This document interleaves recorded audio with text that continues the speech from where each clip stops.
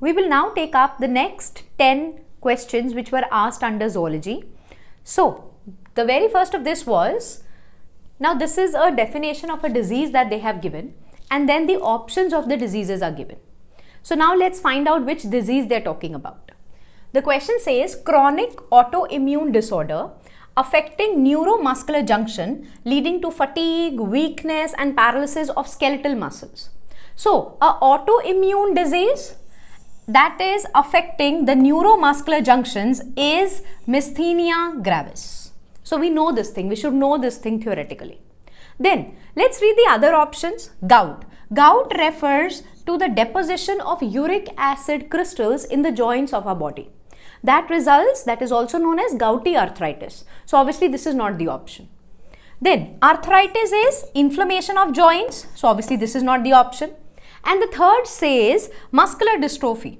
So, muscular dystrophy is another genetic disorder that leads to progressive degeneration of the muscles of the body. So, B, C and D are not the option, and the correct option for this disease is Myasthenia gravis. Now, let's look at the next question.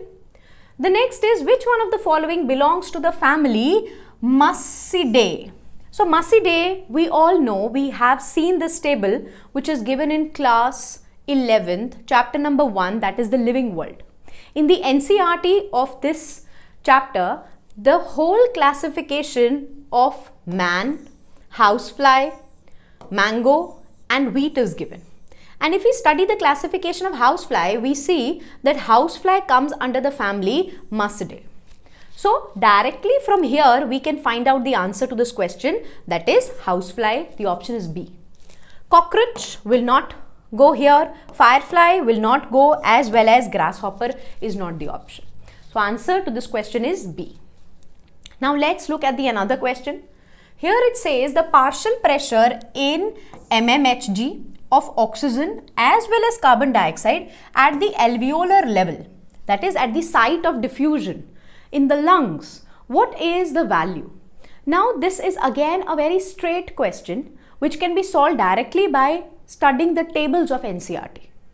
Now, we see this is the value, this is the table which is given in chapter number 17, that is breathing and exchange of gases of class 11th. Here we can see the partial pressures of oxygen as well as carbon dioxide in different areas, that is at atmospheric air, then at the alveolar level, the deoxygenated blood, the oxygenated blood and at the tissue level is given. In the question, they have asked us the partial pressure have to be answered with respect to alveoli. So, the answer will be this options. Oxygen is having a partial pressure of 104 and carbon dioxide is having a partial pressure of 40 at the alveolar level. So, now let's see the options again. Out of all these options, we can see the option number C, that is having partial pressure of oxygen, that is 104, and partial pressure of carbon dioxide, that is 40, is the correct option. No other option stands true to the answer. So, all of these are wrong.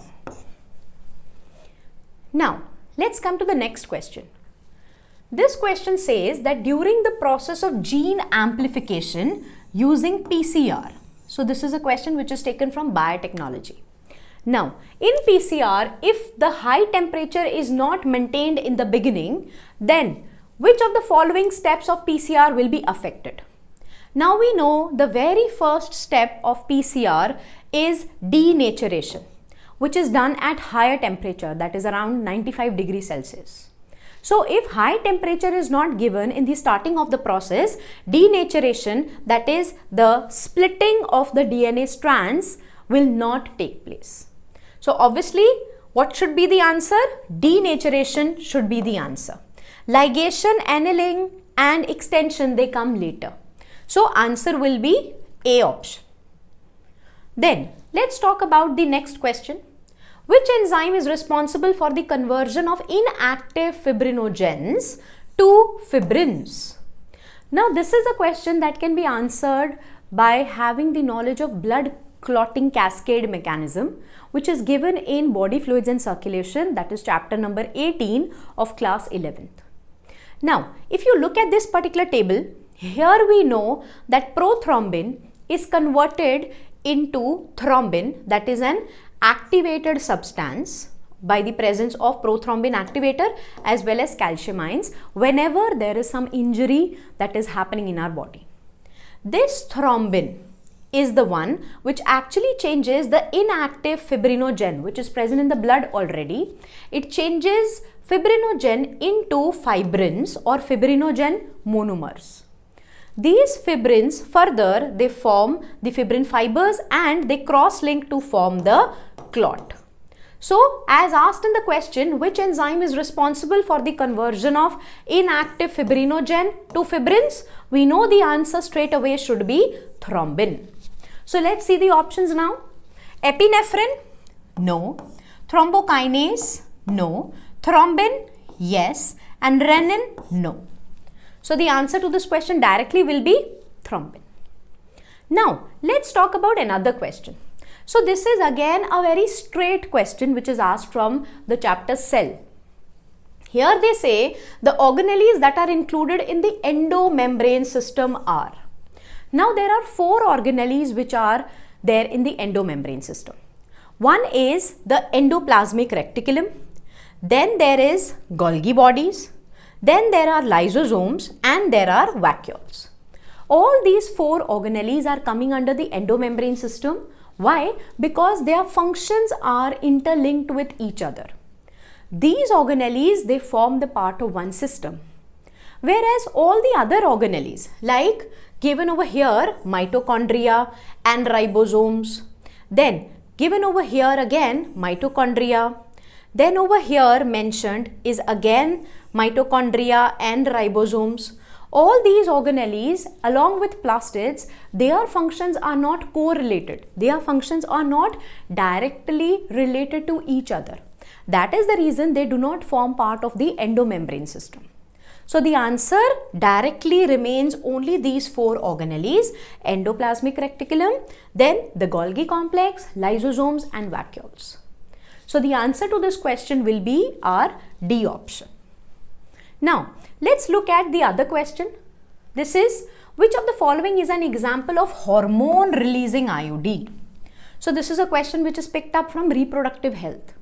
Now, hormone releasing IUDs. Let's see the example. This is copper 7. This is an example of copper releasing IUD.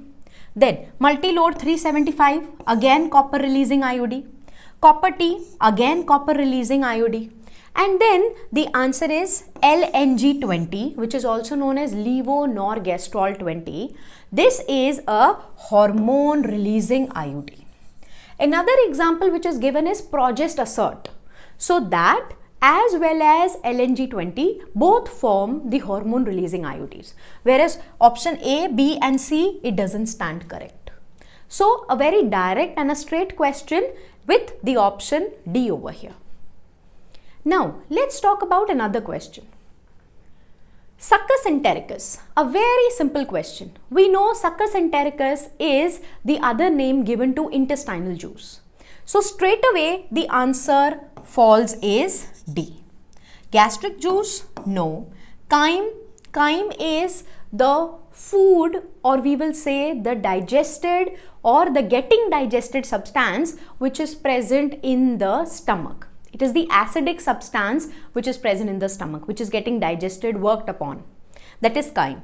Pancreatic juice is the juice which is coming out from pancreas. So, the answer will be intestinal juice. Succus entericus is another name of intestinal juice. Now, let's come to another question here. So, this is a very interesting type of a question which is again asked from breathing and exchange of gases. Here they say select the favorable conditions that are required for the formation of oxyhemoglobin at the alveoli. Now we know formation of oxyhemoglobin, that is the fusing of hemoglobin as well as oxygen, it takes place in the alveoli, that is in the lungs, and it takes place under all the conditions that are prevalent in the lungs. So now let's see what are the conditions that are present in the lungs first, and then we'll solve this question. So in the lungs we have seen that there is going to be high partial pressure of oxygen. Similarly, there is going to be low partial pressure of carbon dioxide, as well as there are going to be low hydrogen ion concentration, and the temperature is also going to be comparatively low with respect to whatever is happening at the tissue level. So these are the conditions which are going to facilitate the formation of oxyhemoglobin. Now let's look at the options which match with this option, with these conditions. Here they say high partial pressure of oxygen and high partial pressure of carbon dioxide. So obviously this is not correct. Then less hydrogen ion concentration is correct, but higher temperature again is not correct. So option A is not standing true. Then low partial pressure of carbon dioxide, oxygen, obviously it is not correct. Low partial pressure of carbon dioxide is correct. More H positive ion concentration is again wrong, and higher temperature is again wrong. So option B is also not falling or not having all the conditions that are required at the alveolar level for the formation of oxyhemoglobin. Now, higher partial pressure of oxygen is correct. Low partial pressure of carbon dioxide is correct. Low or less hydrogen ion concentration is also correct, and low temperature with respect to the tissue is also correct. So this is a correct option which is falling straight. But we still have to read the D option. Low partial pressure of oxygen, obviously this is not what is required. Higher partial pressure of carbon dioxide, no, this is not required. More H positive is not required, and higher temperature is again not a favorable condition. So option D is also not correct. In fact, this condition is going to cause the breakdown of oxyhemoglobin, that is the release of oxygen from the hemoglobin, which is taking place at the tissue level. So these conditions are prevalent at the tissue level. The answer to this question then will be option number C. Here it is. Now, let's look at the other question. The other question is venereal diseases. It is about venereal diseases. So, what is a venereal disease? Venereal diseases are the other name for sexually transmitted diseases, also known as STDs. So, now here in the question they are asking, venereal diseases can be spread through. So, you have to find out the correct answer from the options. So, which are the correct of the options, which are the correct statements? Venereal diseases can be spread using sterile needles? No. Sterile needles are in fact encouraged. The use of sterile needle is encouraged to prevent the venereal diseases.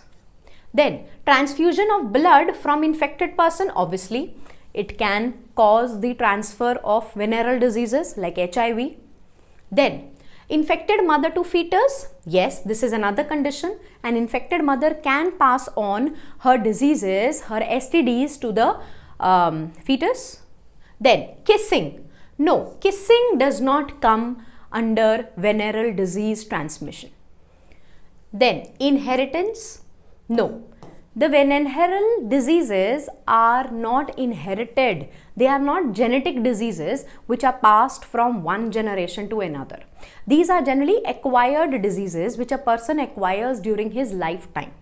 So, E will also not form the option over here. So, what are the correct statements? Only statement number B and C is the correct option. Now, let us look at the options B and C. This is our first option. A and C are wrong. Then A, B and C again are wrong, and B, C and D again are wrong. So the option, the answer to this question is going to be A. So these were some questions of the question paper. Now in the next video, we will take up 10 more questions from the zoology topic.